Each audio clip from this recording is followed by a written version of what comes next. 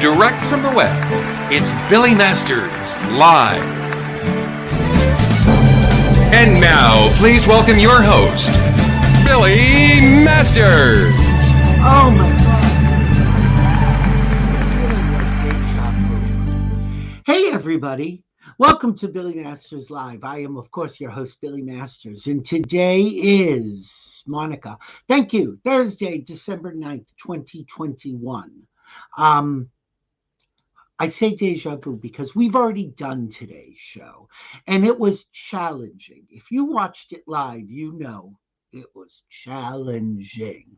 You know, I've done this show from my home in Boston, my home in Fort Lauderdale, various hotel rooms and bathrooms around the world.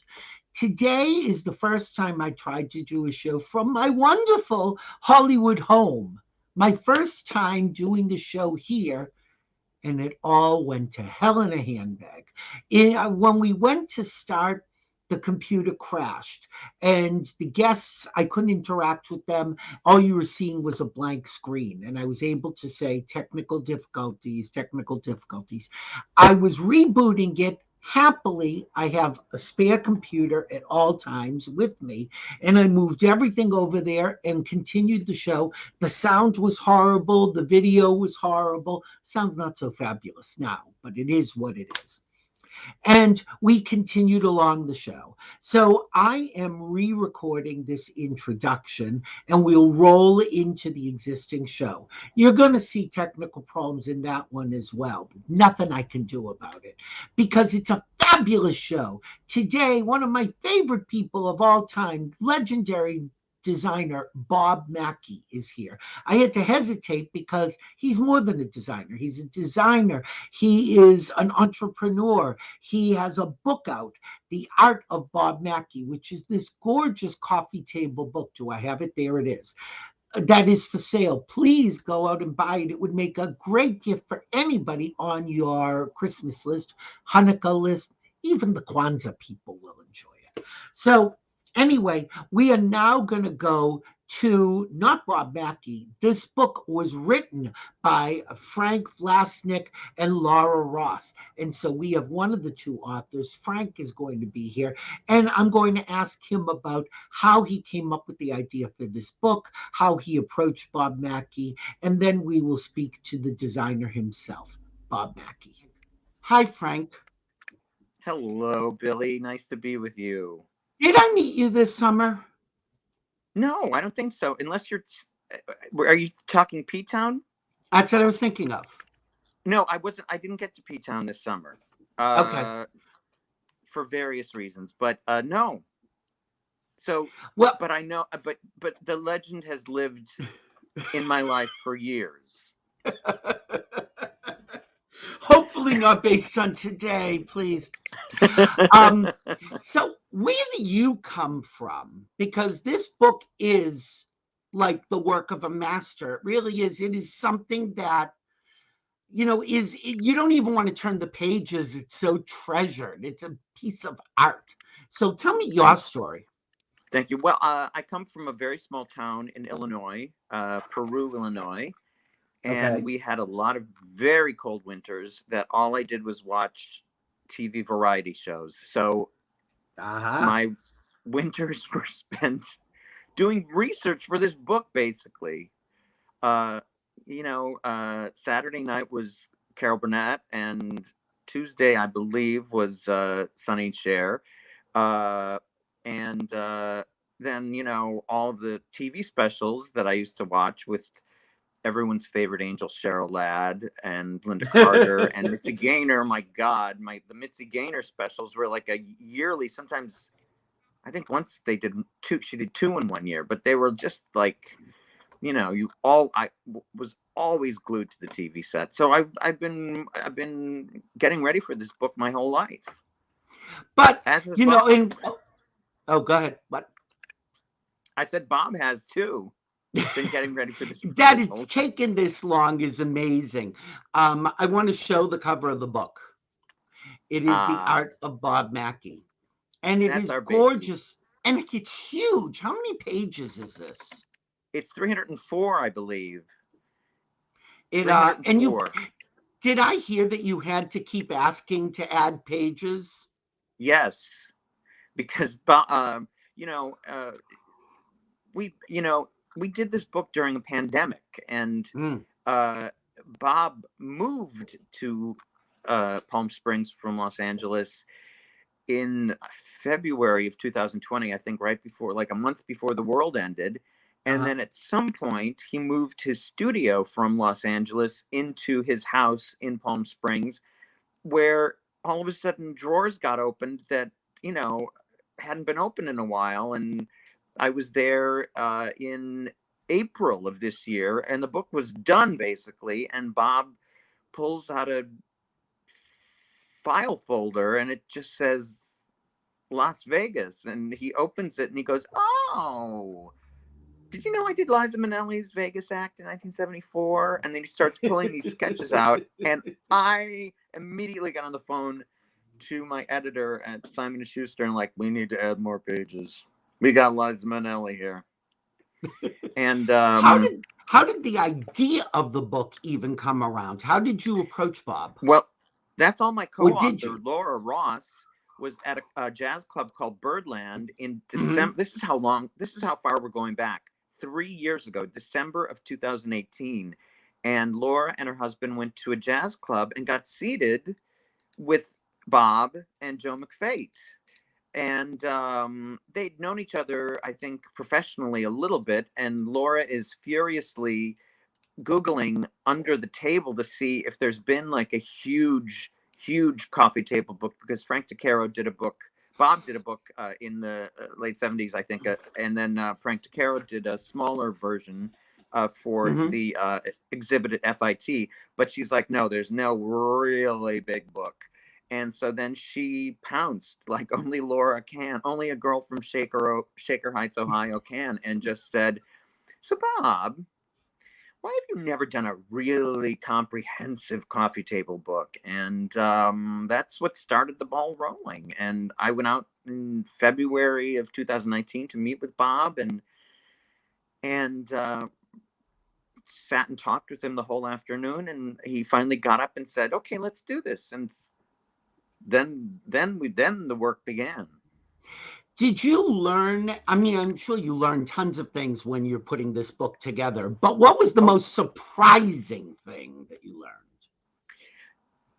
just how many plates he was spinning at once. I mean, I guess I knew it, but you don't really comprehend that he was designing all of the costumes for the Carol Burnett show and all Mhm. of Cher's gowns for the Sonny and Cher Comedy Hour, and then the Cher show, and then the Sonny and Cher show, and then doing Mitzi Gaynor specials, and doing Vegas acts, and doing Lady Sings the Tony Blues and Tennille. Funny Lady all at the same time. It's just crazy. It's when and you know it's why the man didn't take a vacation, I think, during the entire decade of the 70s. Since Seriously, we're I don't think he talking did. I about think him as if this is a testimonial, let's bring him on for a second. oh, Let's see of if I can course. do this. Actually, Frank, I'm going to put you backstage for a minute and then I'll bring you back on. So, since we're talking about Bob Mackie, I hate to talk about somebody behind their back. I'd rather talk right to their face. And here's Bob Mackie. Bob, Well, I hello. apologize Hi, again. Billy. And hello, Frank, You know, wherever you are. when we were starting doing these shows a year ago, it was so much smoother. Oh, wait, did I lose you? Hold on. Yeah. Okay, that's right. Let me put you backstage for a minute. See, I'm glad it's not just me. Hold on, Bob, just put up your hand when you can hear me again. Um, okay, good. You can hear me now. Yes. Hi, Bob. Sorry. It kind of goes with Bob. the rest of the show these days. Yeah, this is a theme today. I know. Bob, first off, how are you? How are you doing? I'm Haven't good. seen I'm you. really good. Yeah. I'm excited. The book is doing well and people are loving it. And that's so, rewarding when you work that hard on something. And Frank and Laura have been just phenomenal. I mean, the book is really great. I mean, it's full of good stuff. it's so I knew it nostalgic would to be. begin with. I knew it would be good. I didn't know it would be this good. I mean, it is a work of art. I keep saying it, but it Well, really thank you. is. Well, we started out just doing photographs, and then our publisher decided that it says the Art of Bob Mackie. So all of a sudden, I had to find sketches that sometimes existed and sometimes didn't, and anything that didn't exist, I had to redo, which I wasn't planning on that at all. But it I makes read it more that in the fun, I book. think. Yeah. Frank had written that certain sketches were reproduced. Right. And Was that fun or was that well, hard? no, it kind of fun. It's fun to, and also a lot of them I said, I don't know if I have that or not. And then I had to find it and find it. When you've been doing a particular thing for 60 years, it's hard to look back and know exactly where to look for things, if you know what I mean. Yeah, of course. Things are scattered everywhere. Well, yes. And you also, as Frank mentioned, you'd gone through a move and things have changed. Yeah. I remember, this is kind of going towards the end of your career, but I remember one summer that we were in Provincetown together, and I asked you, who today inspires you, and is there anybody who reminds you of that old Hollywood? And you said you had just met this singer and you were going to design her tour, and that was Pink. Well, Pink was a whole new girl for me at that point. Yeah. And she is phenomenal. I hadn't worked with her much these days, but it's fine because she is so talented and so amazing. And then she gets up on the trapeze over, 5 million people, and you think, oh no, this is going to be a horrible moment, but it isn't. It's always amazing, And let's just show people. Look at there that. She is on the trapeze. And again, your signature movement, dresses move. They don't just sit there. Well, if the star's going to move, the clothes better move with them. That's all I can say. I've done so many dancers in my life that I'm just used to that.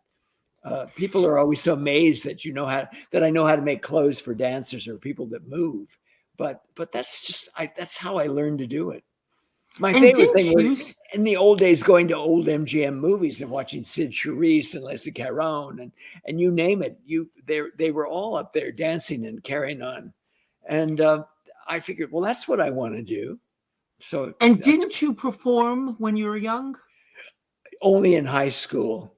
But then really? I had to kind of balance things. I said, am I a better designer or am I a better singer dancer? So I became a designer. Do you miss the performing side? Well, no, but it's like you have to have the heart of a performer in you to design good costumes. Otherwise, there are a lot of people that design for the theater, and often it doesn't come out so great because they just don't get it. They don't get what you're there for. Well, does that make sense? Yeah, it does. And speaking of which, we have a special guest, a little drop-in. So you may have trouble hearing this. It is a little quiet, but here's a little surprise for Bob Mackie. Bob, I have one of your favorite people. According to the new book, The Art of Bob Mackie? I think that's what it's called. It's so beautiful. It is a work of art. It is a work of art. Bob Mackie says one of his favorite people, one of his best friends, is you, Marilyn Monroe. And the picture in there, which is one of my favorite things of his that you wore, is the blue number. That gorgeous blue that I don't even know what you call it. Aqua blue, maybe? Electric blue? He's so good. He's so good. And he does the right thing for the right person. He always knows what you should look like. And what I wore. What are you wearing here at the WIC? I'm wearing both acts. I'm wearing 2 different outfits.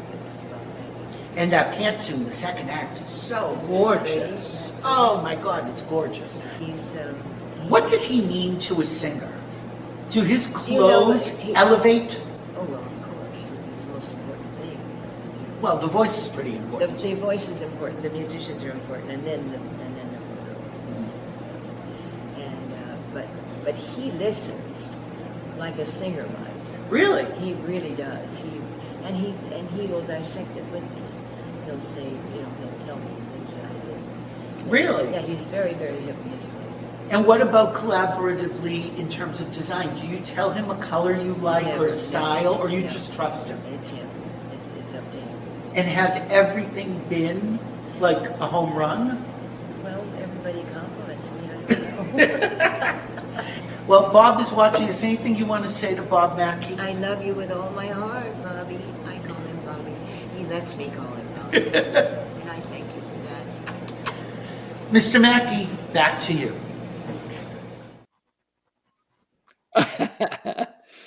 Is she amazing? That woman, she knows what she's doing every moment.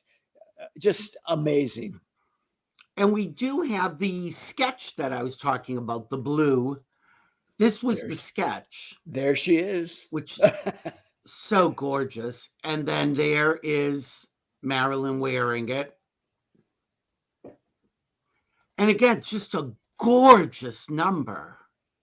Well, she's, the woman has been in show business her entire life, and she's lived a long time. And so have I. I mean, I've been doing it 60 years, and Marilyn's probably been doing it maybe 75 years. I don't know how old she is. Well, actually, she tells everybody. I do know. Well, she's hit some of those big birthdays, and there's always a huge celebration, and it's part of the show these days. But now Marilyn is an example of somebody who is an older type of singer, the band singers, who just stands there and sings, although she kicks up her feet every once in a while. And then you have somebody like Mitzi. Well, listen, they're very similar. They've both been in show business their entire life. And they get it. They didn't stop and do something else along the way. Marilyn never stopped performing. And Mitzi was the same way. You told a really interesting story in the book about Mitzi, how Mitzi Gaynor kind of is responsible for your career going to the next level. She was my first superstar lady that wanted me to do her whole show. And she knew she was going to be doing some specials, TV specials. Mm-hmm. And she had never done that before, really. She'd been on guest stars and on certain shows, but she just had it in her mind. She wanted a different look. She was in the 60s, and all of a sudden clothes changed, and she wanted to look a little more modern, a little more together. And she went to Vegas and did it, and it was a huge hit. Just like that. And somebody saw you do the show in Vegas. Well, somebody named Carol Burnett went to see her. and so that year, that was 1966. That was a big year for me because all of a sudden I was getting these incredible offers. And I was working on the Hollywood Palace. I was filling in for somebody who just did a half a season. And then I'd finished the King family show, and which we also did at the Hollywood Palace for a while. And Nick Vanoff just asked me, he said, would you come on and do it? And I think I could still be doing the Hollywood Palace. And I said, no, I have the Carol Burnett show to do. And on the Carol Burnett show, I met Cher the first season, almost the third show or something. I mean, it was just crazy. Everything was kind of happening. And I'd been working since 61. So it's been 60 years of designing costumes. I remember I was at an event with you and Mitzi at the Academy of Television, and they talked about how her performance of Georgie Girl on the Oscars. Right.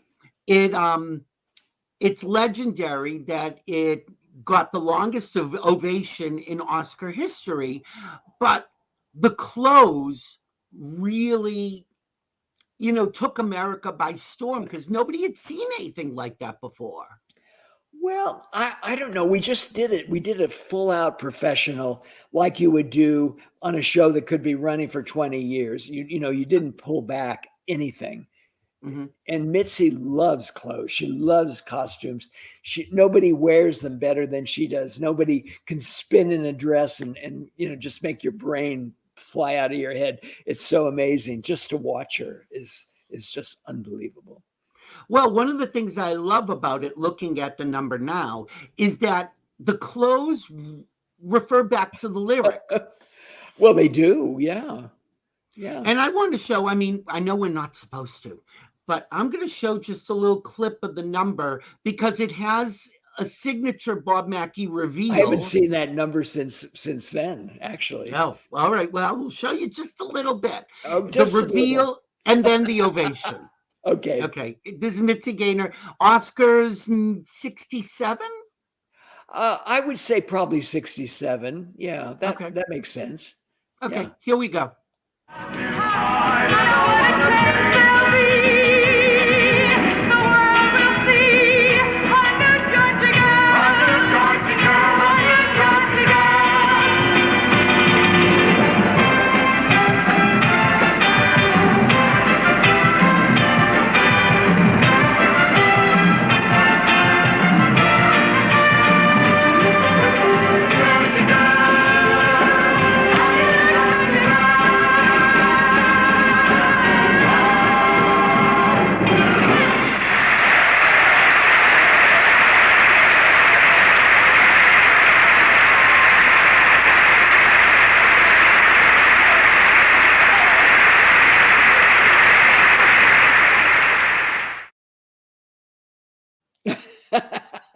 I mean, they'll talk about moving. That is a dress that moves. Yeah, it moves, and but everything always with her has to move. It has to twirl. It has to. She could stand on her head and it would stay in place. You know, it's one of those. It's just an amazing performer, and she really understands why she's there. It's called entertainment. And a lot of people, you know, stand on the stage, and this is something Marilyn teaches in her class. You don't stand on stage, close your eyes, and sing for yourself. You're singing for an audience, and they better be having a good time. Well, Marilyn mentioned something about that, how smart you are when it comes to lyrics and music, that you really understand all of the facets of entertainment, and that certainly informs your decisions as a designer.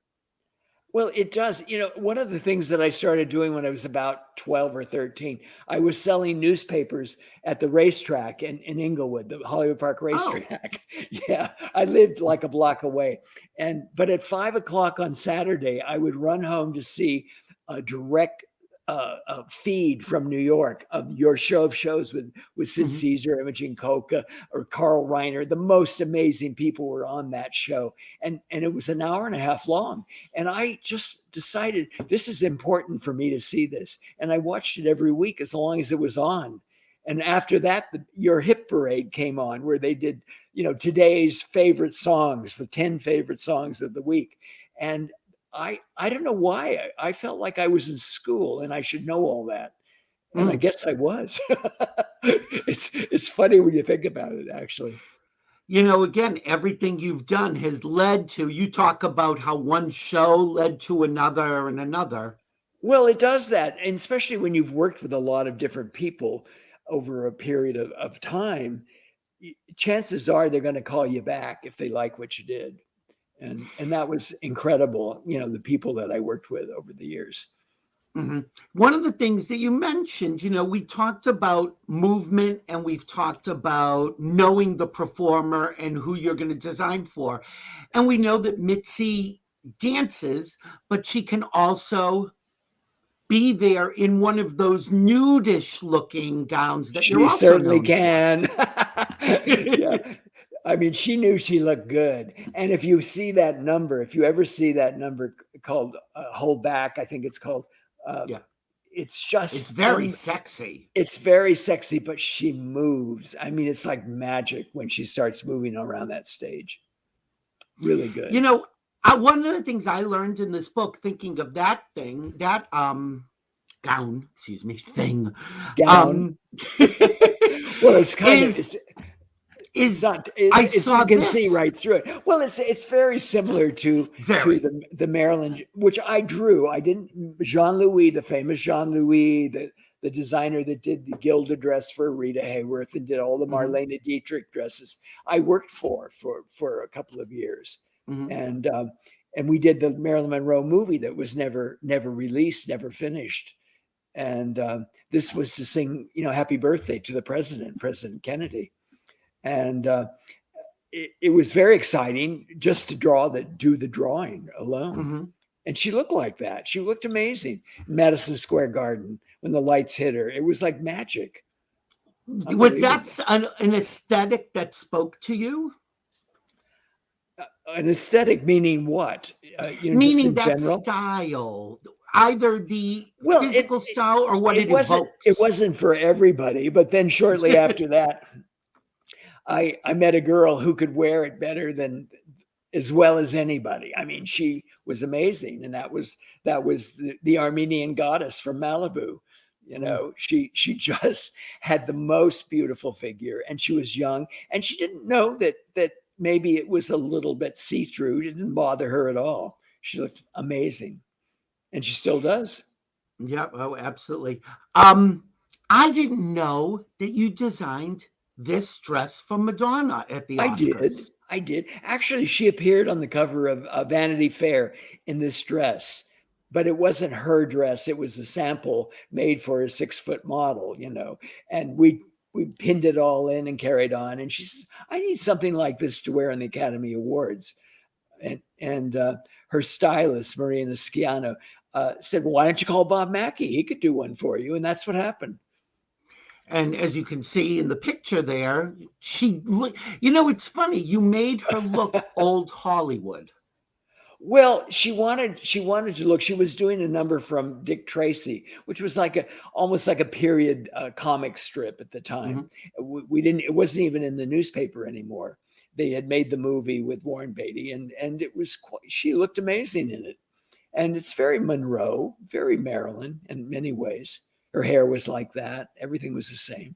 And she left it on. She was going to go out afterwards, and Michael Jackson was her date. And she was going to wear a black dress that she had. And she realized how good she looked. So she just went to all the parties in this outfit. And there the two of them are. There. Is that a couple or what? I was there that night, and I was standing pretty close. And me too. I thought to myself, she's like a Veronica Lake. Well, she's amazing. And still. Yeah. Yeah. Do you think of dresses as costumes, or do you think of costumes as dresses? No, well, they're not the same, really. This is definitely a costume, although I did it for my line of clothes. But there are those women that don't want to wear anything to a party unless it's over the top, and they get their picture taken a million times, and it's in the paper the next day. And she certainly had her picture in the paper the next day. Again, I learned so much from this book. I was at I think it was Emmy Awards, but no, it might have been Golden Globes. And I saw Julia Louis-Dreyfus. I think I have a photo with her in this dress. And then your sketch. Yeah. But it's so interesting because it's so couture and modern, but wearable. Well, she's a beautiful girl, and very often she dresses down because she's doing comedy or whatever. And it was interesting because she had really I think she had just had a baby shortly before that, and she looks amazing in it. It was lucky. It was a good lucky day. Do people come to you all the time and say, I need the Mackie touch? Sometimes, yeah, sometimes. And sometimes it's too much touch for them. You know what I mean? You just have to know what they're asking for. People used to come and ask me, oh, I want that dress just like Cher's. I said, no, I'm not going to do that.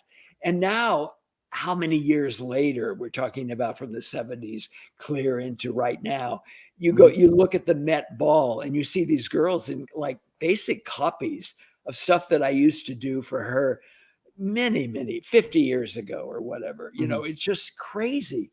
And they don't realize that because somebody's already worn it and looked pretty good in it, you shouldn't go for the same thing. You should try to wear something that's more you and different.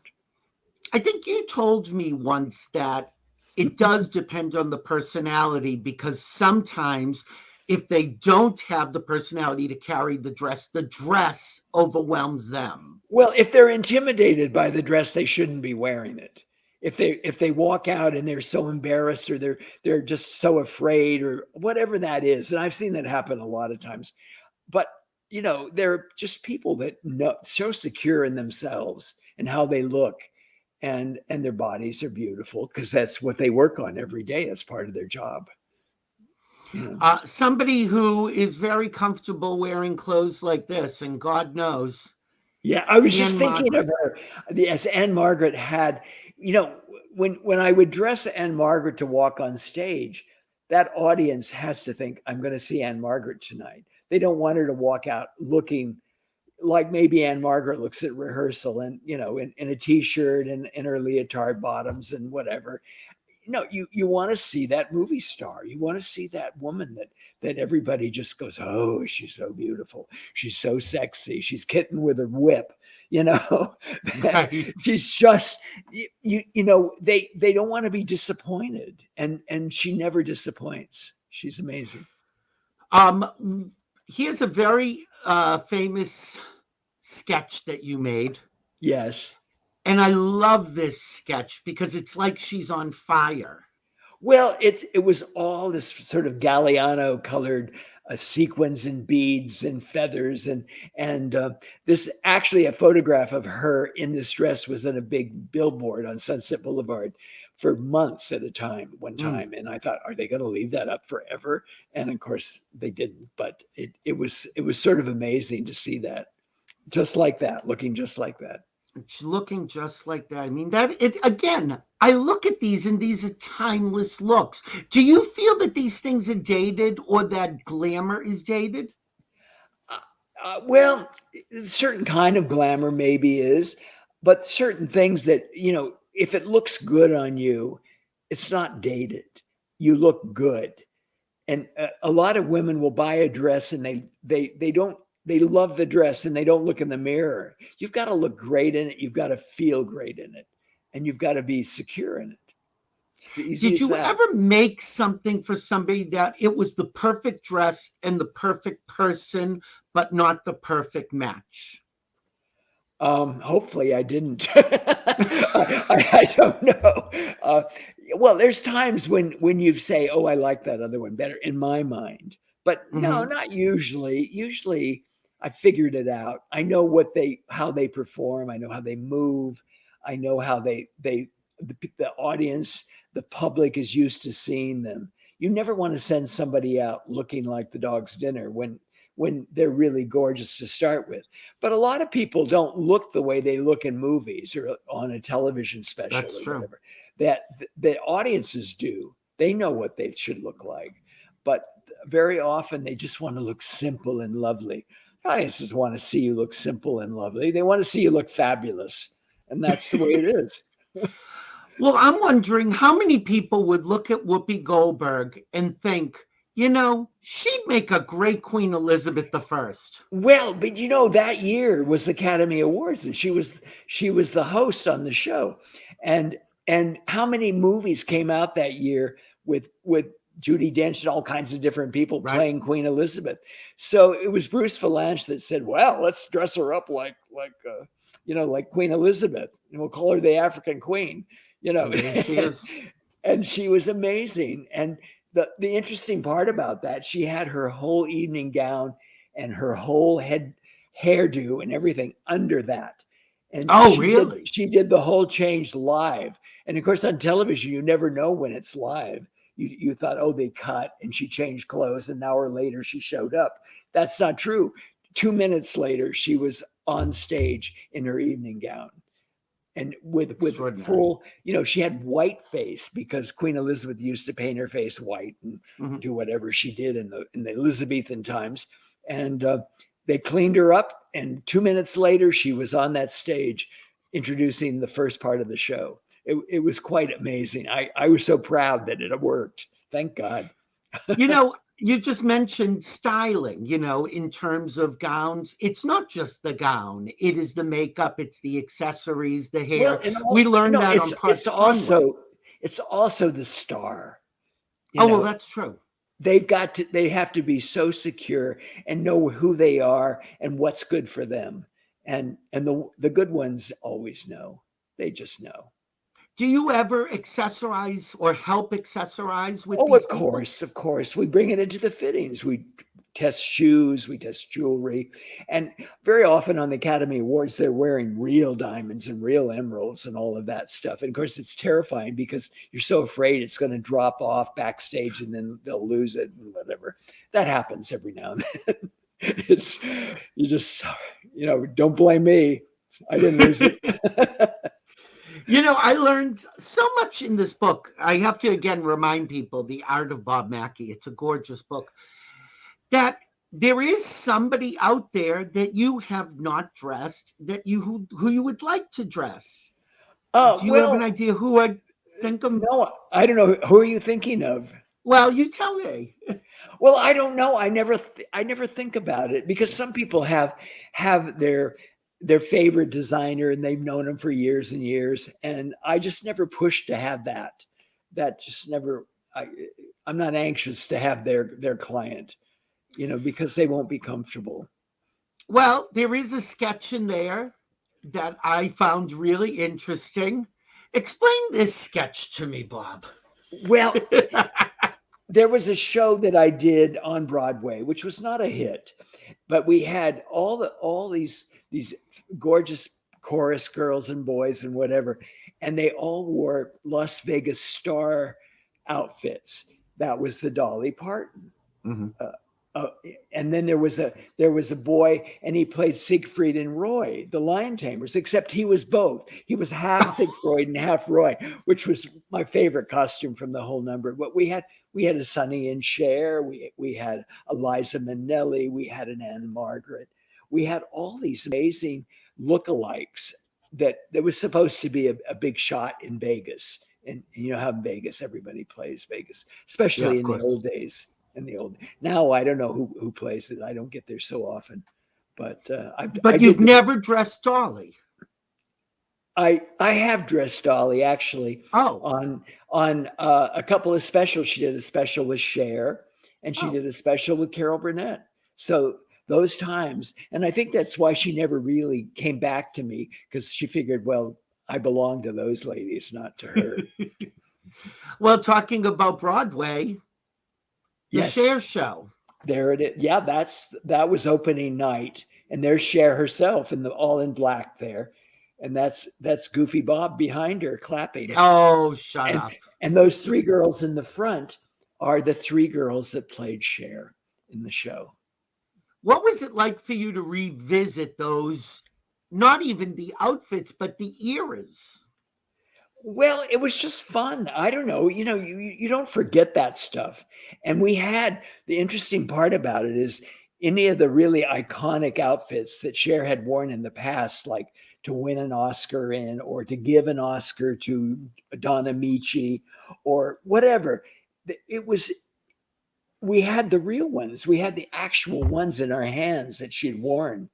And so when one of these girls came out dressed like that, the audience started applauding because they recognized the dress. They recognized what it was for. Or if she came out dressed in a gypsy outfit, they knew she was going to sing Gypsies, Tramps, and Thieves, which I don't think we can even get away with anymore. I don't think we can. Probably not. Yeah, she can't even wear her Indian war bonnet anymore because there's a couple of Indian ladies on a reservation somewhere who says only men can wear that. You must never wear that. She'd been wearing it for 50 years, and now she can't wear it anymore. But which I think is a little strange, but whatever. When it came to revisiting these outfits, did you make any changes, or were you really faithful? Not too many. I mean, if the cut of it isn't good for that girl, she's not really Cher. So I would just adjust it a little bit. But basically, no, I didn't change anything. And these ladies, they had beautiful bodies to start with. So there was a picture in the book that just made me smile. Bob, explain this picture. Oh God. Well, that I believe that was on a Cher show, and there's Tina in the middle, and Kate Smith was a guest also. So they were all in this finale number, and I think I think it was a tribute to the Beatles, and there's just something about Kate Smith singing Beatles songs that just we never stopped laughing the whole week, because and she was just having the best time, because nobody ever let her do things like this. And there she was in her white dress with all the ostrich and the other two barely covered, and it was really something. And that's in the book, definitely in the book. Well, and again, proves what you said, is you have to design for your client. You would not make a Cher dress for Kate Smith. Well, no, but I didn't make this dress for Kate Smith. She brought this on. I said, "Do you have a white evening gown?" And she said, "Oh, yes, I have one." Well, and I knew that it wasn't going to look like anything Tina or Cher would wear, but I knew that it would be okay. And there was something charming about her with those two hotsy-totsy girls on each side of her. I mean, it was really amazing. So what would you have made for Kate Smith? You know, well, it wouldn't be what Cher's wearing. I'll tell you that right now. And I don't think she could wear Tina's dress either. No. You know, she was one of my Kate Smith. friends, She's a star. And somebody I know who's watching this since the 1930s. Yeah. His cousin for somebody in this book. No, not this one. Excuse me. This. Beverly Sills' cousin is watching this. Yes. And I remember hearing that Beverly was like, this was a whole other world for her, being dressed by Bob Mackie. Well, it was, I was Carol's designer. Carol was producing the show, and Beverly was the guest, and we had it made at Beverly's, a costume house in New York that Beverly was used to going to. So she was very comfortable, and she looked great in the clothes. She was really lovely to work with, just fabulous. Well, she was fabulous. There's no getting around it. The two of them she together wore was magical, a version of this dress in her farewell. I think she wore that dress. She had put more feathers up at the top. She added a few. I remembered around the neckline. Yeah. Here's something that I just always have wanted to ask you. Okay, this is a very famous picture. Yes, it is. And then all of a sudden you see this picture on TV Guide. Well, the Anne Margaret version came first. Yes, well, clearly. And then TV Guide came out, and I could say, well, I guess everyone's having a fit about this. Nobody had noticed. Nobody but me. I take credit. And possibly Anne Margaret. Well, Anne Margaret hadn't even seen it. She'd never seen it. So I called her husband, Roger, and I said, have you seen the TV Guide this week? And he said, no, I don't know. I haven't seen it. And all of a sudden, I stirred it up because I thought, well, they shouldn't get away with that. That's terrible. Terrible for Oprah, really. I mean, that's not fair to her. And it's certainly not fair to Anne Margaret. But that's Anne Margaret from the neck down, for sure. And it was the same photograph. And Frank, I'm going to bring Frank in. Yes. Frank has a great quote next Hi, to Frank. Hi. Frank, what did you quote somebody is saying about that picture? Do you remember? I think it was when they talked to the photographer that it must have been a very early version of Photoshop, where they cut and pasted Oprah's head, which is not even in proportion to the body. Well, of course that's Anne Margaret's wedding ring on her finger, on Oprah's finger. Oh wow! Well, then they put her in a wheelbarrow full of money. Yeah. The photographer, I think, said something like, "Look, if Flipper had been in that pose, I would have used Flipper." Yeah. I'm sure he got in a little trouble with that. He did, I think. Yeah. Yeah, I think he did. But I was the one that really pulled the bell and said, this isn't right. Of course, it's ridiculous. Bob, what did you think about the process of revisiting all this in this big book when Frank came to you, or Laura came to you? Well, we used practically everything. But we could do a new book next week and have all different stuff. We could do Oh, it wow, in a really? heartbeat. Yeah, I mean, you know, when you've been doing this as long as I have with as many shows and things I've done, there's a lot of material there. There really is. It's like I told you, it's 60 years worth of working. I went to work doing this when I got out of art school, you know, and I was 21. To both of you, was there anything that really you were on the fence that you really wanted it to make this book and it just didn't? Well, usually I'm sorry, Frank. There's usually things I find in the drawer, one of my drawers of sketches that I hadn't seen in 50 years or something. Oh, I should have used this. Oh, well, if there is the next time, we will, and that's how it is. What about you, Frank? Well, there was a sketch that we just couldn't fit everything in. And there's a sketch that is in the acknowledgments. It's very small, but it's a sketch that Bob did as a prototype or a proposal for Cher to wear at the Met Gala, and it's a unicorn. Cher as the queen of the unicorns, and it is one of the most spectacular sketches. And I think Bob can tell the story, but I think Cher said a unicorn. She did well. Plays with the unicorns. There was something. Unicorns kind of made a comeback the last couple of years, and everybody, it's there's just something. And talk about camp. There's nothing campier than a unicorn. And the sketch was good. I wish we had one to show you, but we don't. But nevertheless, she got very nervous that night and wore her jeans and a T-shirt. And, it was not very exciting for her visually at the Met Ball. That was the camp year when everything was supposed to be camp. And none of these young girls who were dressed up for the camp show knew what camp understood. meant. They never understood it at all.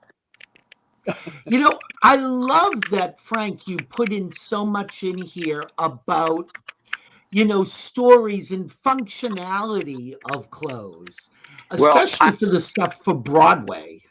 Sure. Well, especially when things have to be, some of those things in the Cher show, the quick changes were like split second.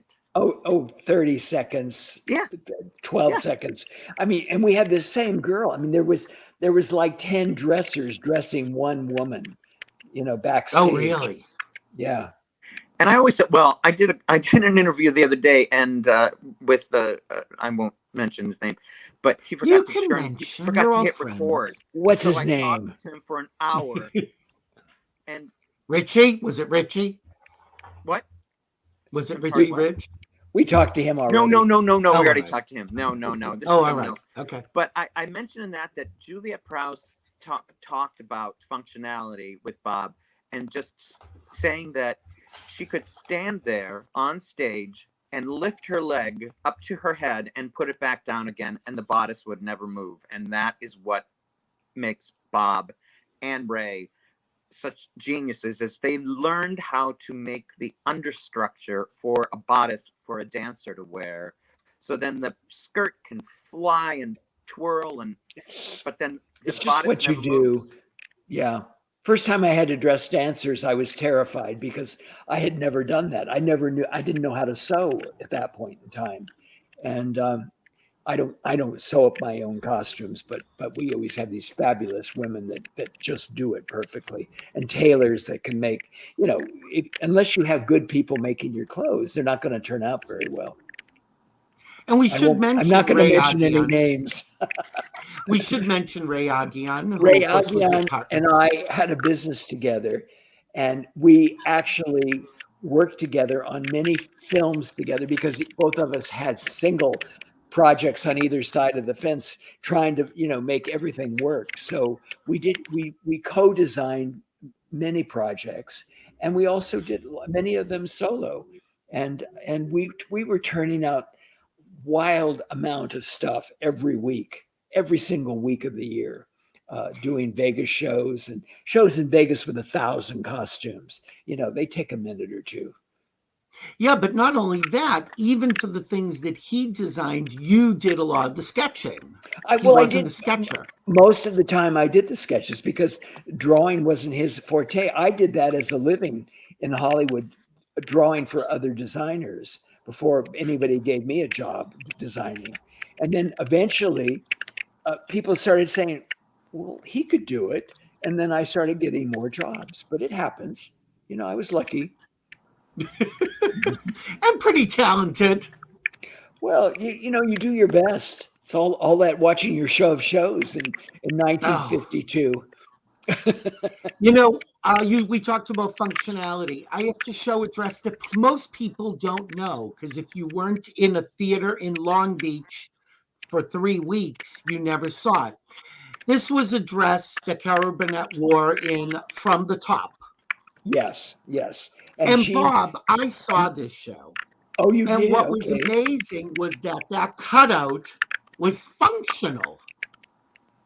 Well, she has a very good figure. You could show a little skin and it's okay.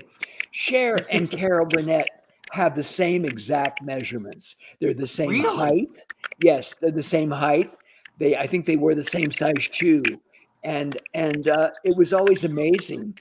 If I say, I read the script and it says, "Oh, Cher needs a Minnie Mouse dress," I said, I got one of those. Carol's got one I made. It's perfect. It looks just like Minnie Mouse. It was like that at times. And they were, But I mean, in their studios are right next door to each other at CBS. So anytime we were in trouble, believe but me. in this particular dress, in the script, she gets shot in the navel, and that's where she holds her cigarette box. Well, she's like that. I mean, she's such a smart girl. She's the best. She doesn't miss anything. And if I have an idea that's not exactly in the script, I'd have a meeting with her and I'd say, "I think if you did this, this, and this, you'll get a better reaction." And she'd go, "Oh, thank you. I know what to do now." Oh, so some of Simple as those that. ideas really are the synergy of the two. Oh yeah, absolutely. One of the first things she ever said to me, and Carol was just being normal. She said, "Oh, I have to fall out of a window here, so I better wear pants." And I said, "Oh no, you don't want to wear pants. You're not going to get any laughs in pants. Wear a tight skirt." And she went, "Oh, I never thought about that. Every time I had to do something crazy, they put me in pants." And I said, "You don't get any laughs in pants." And we got our laughs. Well, you mentioned Minnie Mouse. What is the inspiration behind this? Well, Elton John just loved to get dressed up. He loved to get dressed up, and he loved to get laughs. And of course, you don't get a lot of laughs just singing and playing the piano. But if you're dressed up like Donald Duck, and you can't do the pedals with your flippers, and you can't put your duck's butt on the stool very well, you'll get laughs. And he never stopped laughing the whole number or two. And he wore it for a long time, in the show. Was the idea yours or his? Oh, it was mine. That And did didn't he occur look to at him. you like Donald Duck? Well, what do you think of Donald Duck? He says, "Well, I'm doing Minnie Mouse. I might as well do it Donald Duck." It was one of those. I did not know, Frank, you did a great section in the book about Gypsy, the television version of Gypsy.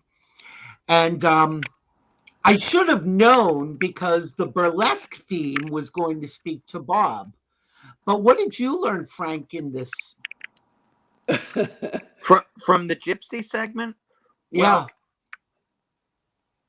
I just remember I went to a screening of that and at Disney Studios, and the only people there, and it was long before we worked on this book. It was 1993, I think. Yeah, I think you're Bob right. was there. Stephen Sondheim was there. Roddy McDowell was there. My friend Kenny Solms, who was a writer on the Carol Burnett show, and I were there. There were 5 people in this huge screening room at Disney Studios, and that was it. Really? I wasn't invited, I guess. No, I think you were there. I could have been there. Yeah, of course. Yeah. But no, just that I mean, Bob, I'm sure, has stories about, he had worked with Bette Midler before, but Quite I'm often. sure Yeah, quite often. that was very nervous about taking on such a, legendary role. And I'm sure she just wanted everything to be exactly right. Well, I mean, somebody said, "Oh, she's not the right type to play that part." I said, "Are you crazy? She's absolutely perfect Of to play course. that part. She couldn't have been better. It's just she was born too late, Right. to really play that part." And I saw Ethel do it after she'd lost the movie, and talk about a bad performance. That was one of the worst things I've ever seen. And I loved Ethel Merman. I loved working with her, but she was just mad. She was so mad, and she they had to take it out of the Philharmonic in Los Angeles because it was the church on Sundays, and it was a dirty show. They kept saying, "Oh, it's such a dirty show," and so they did it at the Biltmore, and I saw it, and it was a terrible performance on her part because she just wanted to do that movie so badly, and she didn't even wear the costume. She just wore a cocktail dress and sang straight out to the audience, never looked at anybody. It was one of the worst experiences, and I felt badly for her. I really did. There's this whole section in the book about burlesque. You've done a lot of burlesque stuff. So when you did the strippers in Gypsy, was that like a dream come true? Well, our director, Emil Ardolino, I think I got his name right. He wanted a classic version of Gypsy. It was his favorite show of all time, and so I did a close version, but I think it's an improvement over the original ones. But I just nothing. We couldn't make it into some strange other land for a Gypsy show. Everything had to be, the soldiers in the vaudeville show had to be like that, or more or less like that. The cow had to work the same way. Everything, it wasn't like a new version of Gypsy. And that was fine with me. I was so happy to do the show because, again, I was just still in school when it came out. So nobody ever offered me Gypsy, but I did a lot of, the Danny Thomas shows were all tributes to the wonderful world of burlesque, which was just heaven for me because I'm that little boy that asked my mother, "What kind of movies do they show in that theater with all those ladies in front?" I had no idea what it was, and she just kind of didn't know what to say, and she said, "Well, those are strip teasers." And I said, "Strip teasers? What do they do?" "Well, they take off their clothes." I said, "Why? Why would they take off their clothes?" And she didn't know what to say. We were on the bus driving by the burlesque house, and eventually the subject changed and we went on.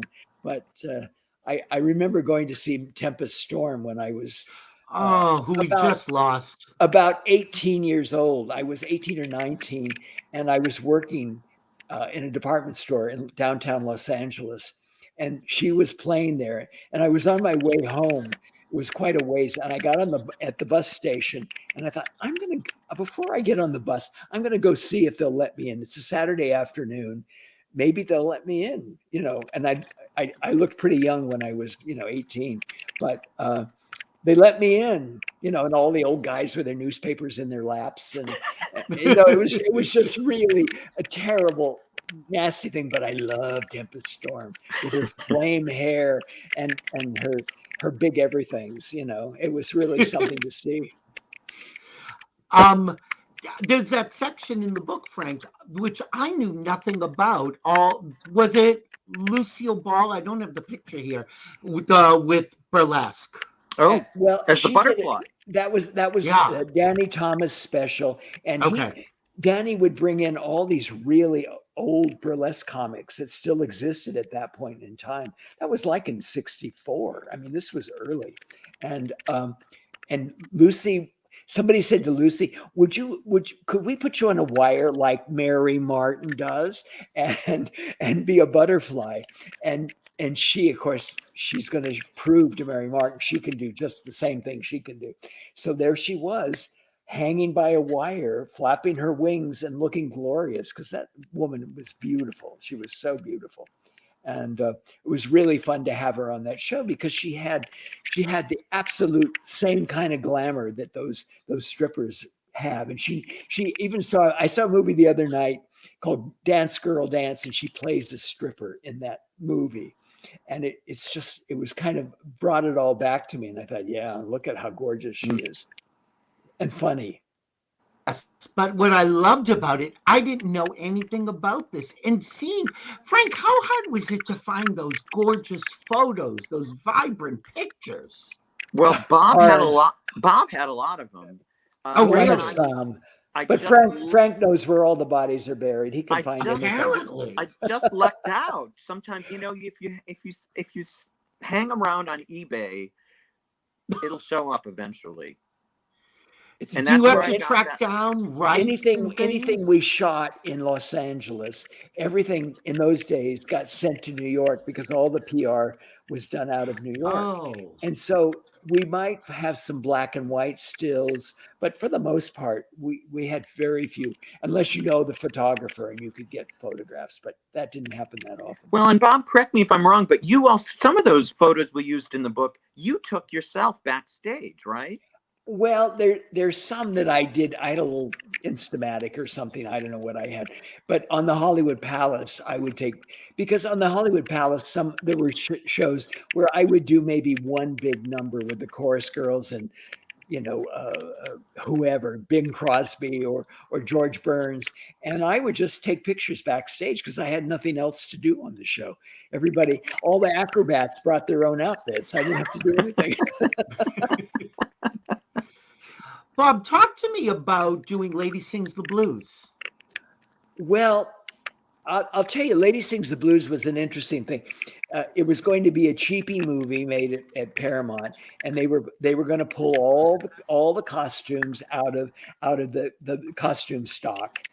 And Diana Ross took one look at that rack of old, nasty, dirty old clothes, and she said, "Well, I can't wear these. Someone else wore these once." And so before I knew it, we were getting a call to do the show, and they called me first. And I said, "Well, I'm doing Cher and Carol Burnett and this." I said, "What would happen if Ray is loose for a couple of weeks? Let's do it together." And they had a designer already who had pulled it all perfectly wonderful looking, but it really was like old clothes. And she was a diva and still is, I guess. Well, also, you've dressed her previously in more glamorous things. Well, I did.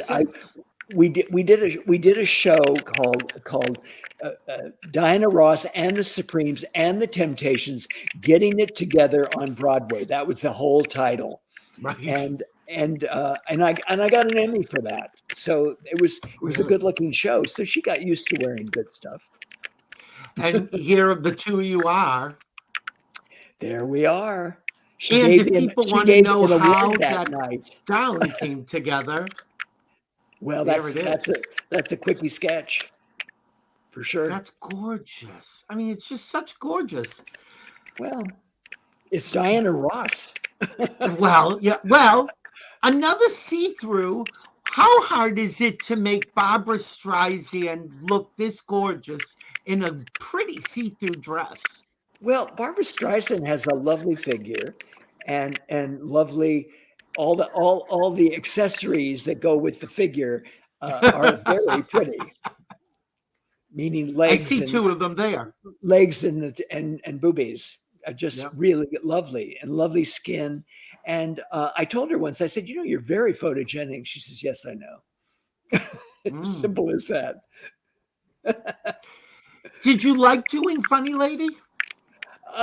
I would have loved Funny Lady if it had been the original concept, which was to have Dustin Hoffman play Billy Rose and she play Fanny Bryce. But that would have been so interesting. It would have been perfect. And if you've ever seen pictures of Billy Rose, you know that he could have pulled that off. But she had just done the film with Robert Redford, and she just thought she should have a better looking leading man. A more handsome, more movie star, beautiful leading man.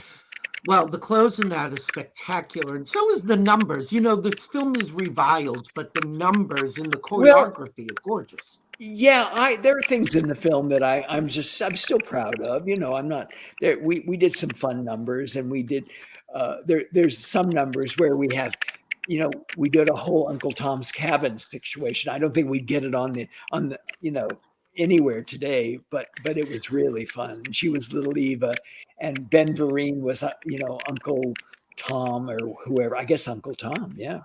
Uh, but it was really fun because theater in those days, we're talking about probably in the 20s, early 30s. There were a lot of wonderful Black performers in those shows, and they would have a whole chorus line of African Americans that just were amazing within a show that had a whole white chorus at the same time, and we were doing something like that. But I don't think we get away with it today, and which is too bad because we're covering up, we're sort of hiding the ethnicity of different groups, and that's a bad thing. Who wants to see a whole bunch of people pretending to be white? That's no fun. Or pretending something never happened.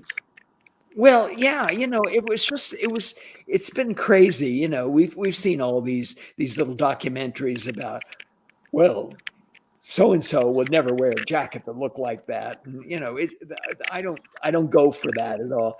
There was a, you know, thank God for Black people and the music and the dance and the humor that came from them, just from them, you know. And that's going into every ethnicity that works, and it's a shame to lose their identity, really. I don't think it should be vulgar or ugly or silly, but there's a lot of really good. I don't know. It's just it's bad, if you know what I mean. Don't cover up who you are. Be proud of it and do it. You Well, know, and somebody who was very proud of who she was, Diane Carroll, who wore gorgeous and clothes like beautiful, beautiful. nobody else. I did a whole one time on a little summer show we did. I did a whole show where we dressed her up like Josephine Baker, and she looked Oh, and those amazing, pictures are in the book. amazing. Well, I don't know if there's any of her wearing that. Oh, are they sketches, Frank? Yeah, They might be but sketches. anyway, that's Miss Ross. As it's probably Josephine Miss Baker. Ross doing Broadway leading ladies. That's what it you're was, remembering. Yeah. But Diane was just so gorgeous, and you could put anything on her, and she was amazing. I miss her. I know we've got to wrap, but was it this summer that you did a week of Vanna White on Wheel? Well, no, it wasn't this summer, but it was last year around the holidays. Okay. Yeah, and we did a week of that, and we were selling product as well. You know, a different kinds of scarves and sweaters and whatever. You know, for the audience to send in for. Well, you don't see gowns very much on television these days. Well, even on Vanna, who always wore a different gown every week, often wears just a normal kind of short dress or a less formal look. Was that fun? Is she somebody that you enjoyed dressing? Well, she's been doing this for years, and she looks amazing. She puts those clothes on that are model size 2 or 0 or whatever, and they look. I mean, and they're made for her, and they look amazing. She's just really, talk about holding up. She's amazing looking. Frank, you did a whole thing near the end of the book about the dolls. There are the Barbie dolls. There are the recreation of certain gowns. Sure. I loved that section. There were so many dolls that I didn't know about. I did a. Go ahead, Frank. I was just going to say, and Bob, you're going to be doing some holiday Barbies for 2022. For 2022, I hadn't done any Barbies probably in over 10 years, and they asked me for next year to do a special holiday Barbie, and so she is quite glamorous, and you can put her on the top of your Christmas tree. She's a little like this picture, but this picture is probably 40 years old. Anyway, that's another story. Do you Yeah, like now I doing have the? white gray hair, and there I had some kind of blonde madness. But Do you like that your gowns are living on in a whole different medium?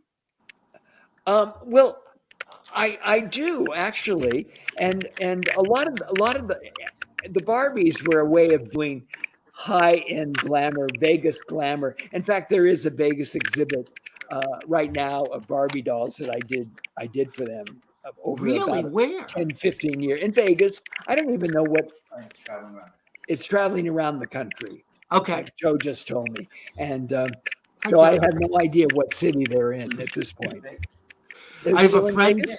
Oh, they're still in Vegas. Okay. There was a guy, I forget where he lived, somewhere in the Los Angeles area, who turned his living room into a shrine to all of I, your dolls. I've se- I've seen pictures of that place. That's just I a went little there weird. once. Did you go? I did, because a Did friend it of freak? mine is a huge Cher fan and has a lot of the dolls. It was unbelievable. Well, there's somebody that has real mannequins all over their house in living room and whatever in Cher outfits they bought on auction. No. I've never been to Oh. it, but I've seen pictures of it. It Can we would go? freak me out, but Let's do a whatever. field trip. We'll do a special show on the road I would love it. You could do a whole show right there. right there. You really could. I don't know where he lives. I'm not Oh, sure about we'll that. find it. Somebody Okay. write me. Okay. Frank, you had in the book at the beginning and end these great collages.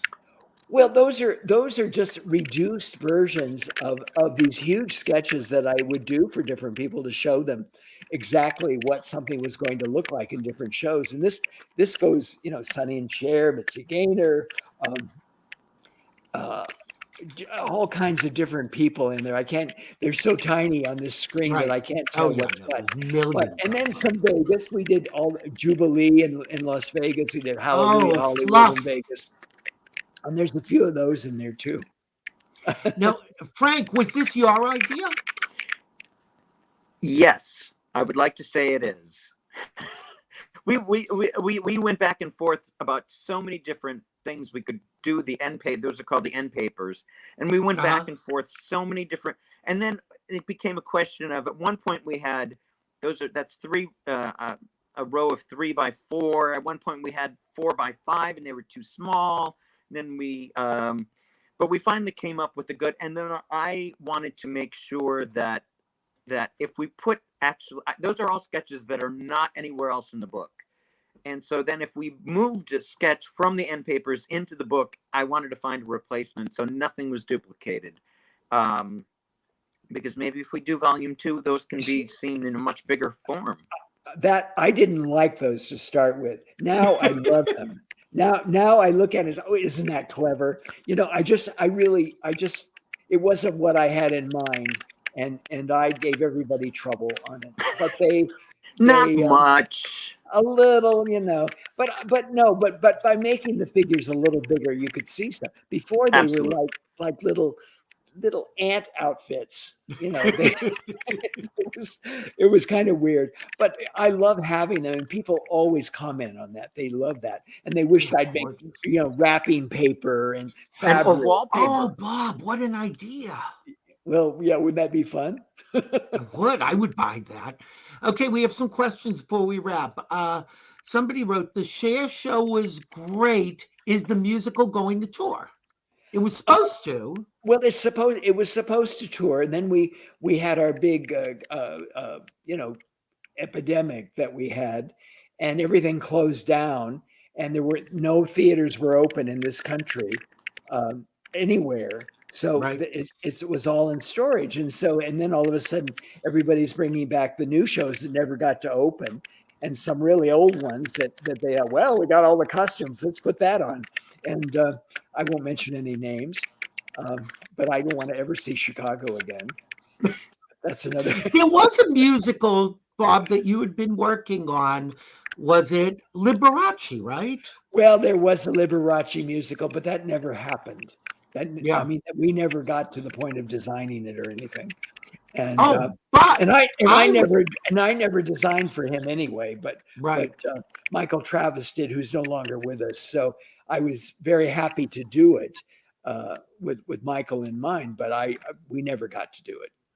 I should mention, speaking of things you did and didn't do, you were designing the costumes for the musical When Pigs Fly.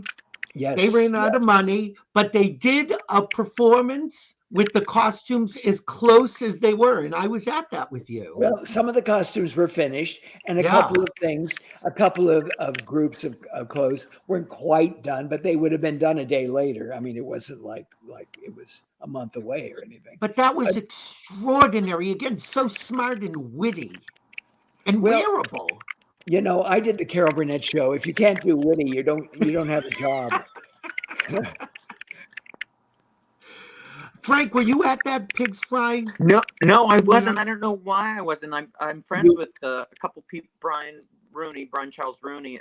I'm friends with a couple people in that, and I know Mark Waldrop. Also, you would have loved it. It was we did some good stuff. We really did. We just laughed. I think it broke Brian's so heart. much. Brian was so excited about doing that.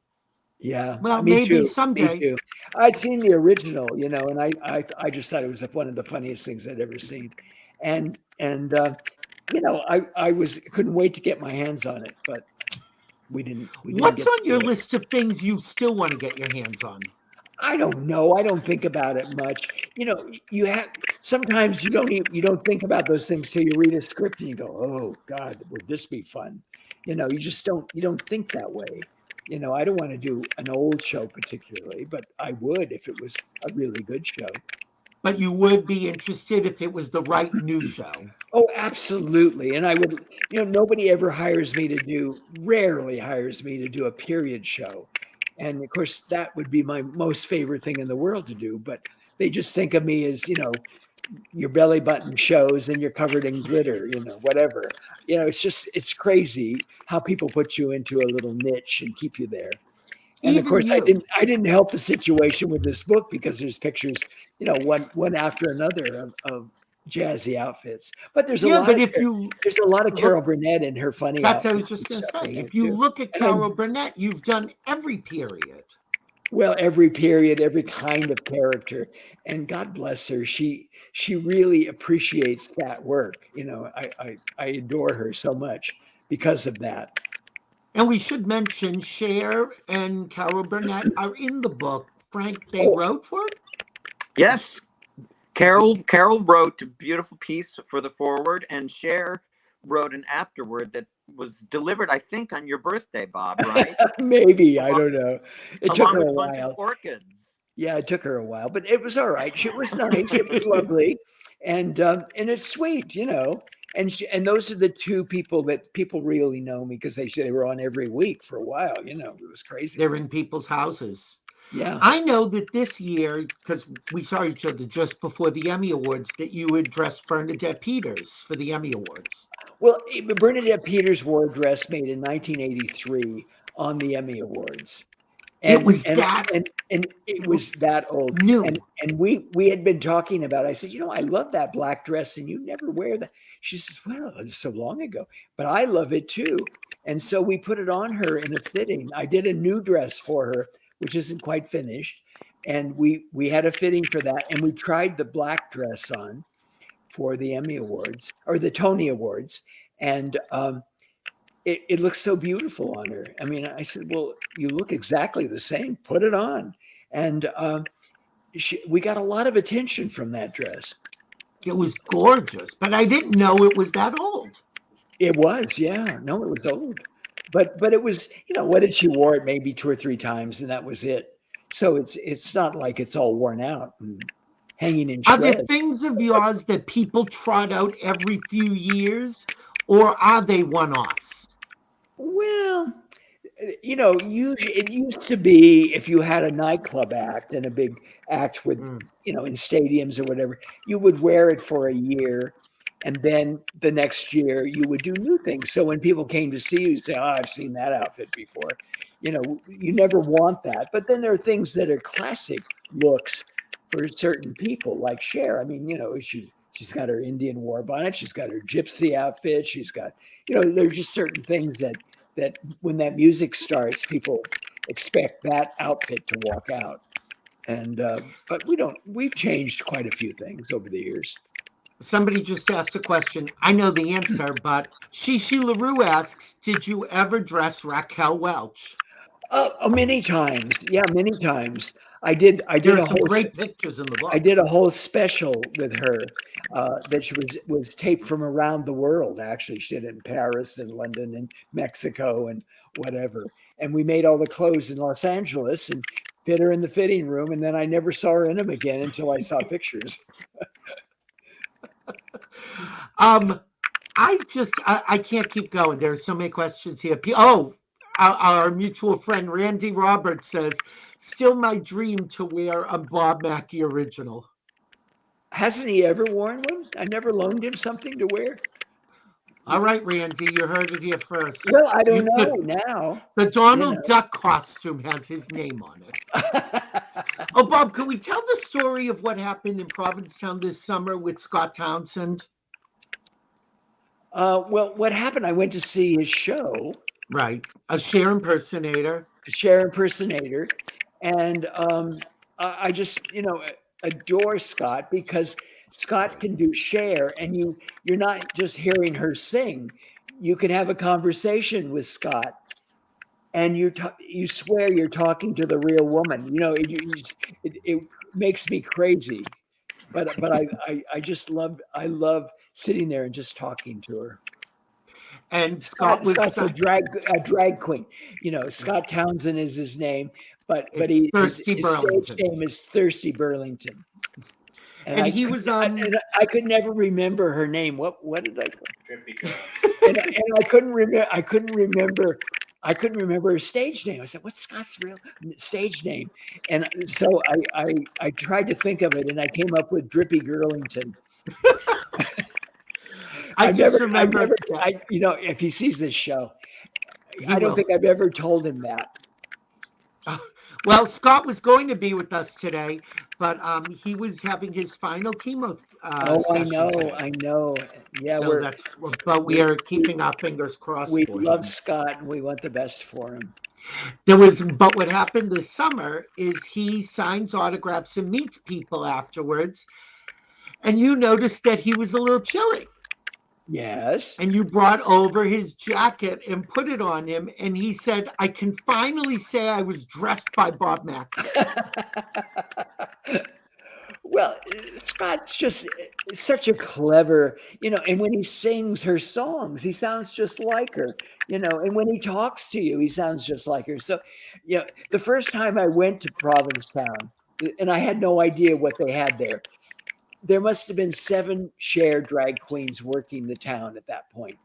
And everywhere I went, I'd turn around and there would be a whole bunches of Chers behind me, just following down the street and asking me questions. And that was the weirdest sensation ever, because I thought I was going on a vacation. I didn't know I was going to, like a living hell. So is that what hell is? Millions of Chers around you? Well, it was, there was a half a dozen for sure, but I would think, oh, I'm in here. Nobody will see me here. And I'd turn around and there'd be one standing there. It was really people funny. Are lovely to you. I've been on vacation with you, and people come up to you and they're always so adorable. They're really nice people. I guess I don't know. I mean, I don't know all those people, but it's they've seen me on shows like yours, and they know it's me. I guess. I don't know. I want to tell people they have to go out and get this book, The Art of Bob Mackie. It is a work of art. I am so proud of this book that I just tell people to get it. Oh, you're going to love it. But it's true. I really feel that way. I have a friend who ordered 12 copies to give as Christmas presents. Now listen, it's my favorite Christmas present this year. Me for too. Sure, to give to people. Yeah. I mean, why not? But it's I hope they like my work. Who knows? Okay, I'm back. Sorry. You're back. Oh, okay. But I thought we were boring you, and you just you were never dozed off. boring me. And we were wrapping up anyway. But what I want to tell people is go get this book. Frank knows this. These pictures I've been showing are really low res, crappy, took them with my phone. You want to see the good versions.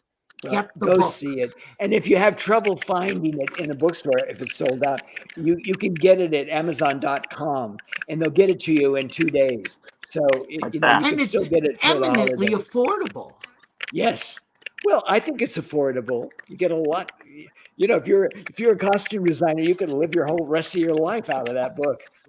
And you've been doing book signings, you two. How's that been? I have. Well, one day we did one in a gift store here in Palm Springs, and the line went around the block and back again. It was amazing, and It was crazy. I was there half the night, so, you know, trying to And a sign it Cher for and a everybody. Cher drag queen showed up, right, Bob? And a Cher Another drag. Well, we had several drag queens. It's Palm Springs. You know, they live here. I don't know where they live, but they're here. I see them at Ralph's and Vons and all the grocery stores. Are you doing any more book signings coming up? I'm actually doing a signing in Los Angeles this next week, I think. 14th. Oh, really? Yeah, at Decades. But I don't think it's open to the public. I think it's an invited guest list. I don't know for sure. I just Okay, show up and don't do my tell me. work. Exactly. I just appreciate you guys talking to me about this. And sorry for all the technical problems. My Lord. Well, you're in that business now, you know. The last time, It Bob. needs to be like the old days where you have a wagon and you go from town to town and you just open the back flap of the wagon and you do your show. It doesn't work that way anymore. Well, that's why now I have two computers next to me. If something happens to one, the other one is working. Because For what do you do? 3 years, I've been doing all QVC and everything else from my dining room table here with 2 circle lights, and I don't have to ever go to the airport to get somewhere, you know. And do you like that? I don't mind it. I'd rather not be in airports right now, this time of year. Thank you. Oh, so let's ask, how have you been with the quarantine and COVID and all of that? I don't know. I've been working. I've had things to do, you know, and I'm working for the Bradbury Exchange and what is it? Bradford Exchange. I always, you know. Drippy Joe Sterling. calls me Mrs. Malaprop. And Frank, apparently the quarantine was good for you because you got to focus on this book. Well, yeah, I got stuck in LA for 6 weeks in a motel. Thank God, you know, that we had that time because we wouldn't be ready. I wrote the book on my phone in a motel on Beverly Boulevard, right down Beverly Boulevard from where Carol and Cher taped. See, you're right around the corner from where I am. If I had your phone, I could have done this show. You could have, yes. Guys, thank you so much for doing this. People, go out, get The Art of Bob Mackie by Frank Vlastnik and Laura. What is Laura's last name? Ross. Laura Ross. It is so gorgeous. Thank you guys for being on the show. Thank you for having me. Our pleasure. Thank you. And I'll see you both soon. Happy holidays. Thank And you. to you. Well, there you have it. Another Billy Masters Lives for the Annals. And I do mean annals. This was really the most challenging one since, poor Ed Asner. Rest in peace. I did get a great interview out of him eventually, but very challenging situation. But, you know, it's live television. We do what we can. Thank you for watching. We should be back here next Thursday. Heaven only knows. We'll see. I have an idea for a show. We'll see. I will announce it. Oh, if you want to know when the shows are on, who's going to be guests or whatever, go to billymasters.com. All the gossip is there, all the pictures, all of these shows. They're also on YouTube. If you're watching on YouTube, I'm supposed to always remind people of this. Right below my logo, right there, there's a subscribe button. I think it is on the logo. Click on the subscribe button and also click on the bell. I don't really know what happens. Maybe Lucy will fly in the air like she's Peter Pan. Oh my God, wasn't that the funniest story? Anyway, okay. Thank you for watching the show. We will hopefully see you next Thursday. I have been Billy Masters. I have also been better. And as I always say, and never more true than today, if we're here, we're live. Bye, guys.